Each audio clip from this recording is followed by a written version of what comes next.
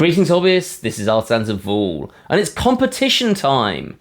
I thought being February, this is the point where people start to feel a bit of a lull in their 3D sculpting New Year's resolutions, or there's some big project that you're doing that you started for New Year's, and it's starting to get you a bit down if it's not going somewhere, so maybe you need a distraction just to get your juices flowing again. So this competition's really simple. All you do is go onto the Patreon and then you download this sci-fi heavy armoured hand. It's available to download at all tier levels, so even the one that's only $3, and all you need to do is put something in the hand.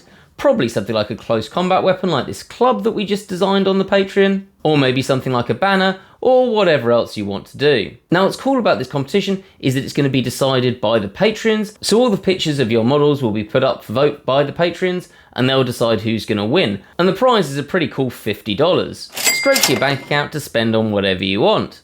And even if you aren't sure if you want to enter as a patron, after you've voted, the winner model will go up on the Patreon for you to download, so whichever one's the best is the one that you're going to get to download. So I think this is really cool for everyone involved. I've linked to the competition post in the Patreon in the description, so it's got all the fine print there so you know exactly what's going on and what you need to submit.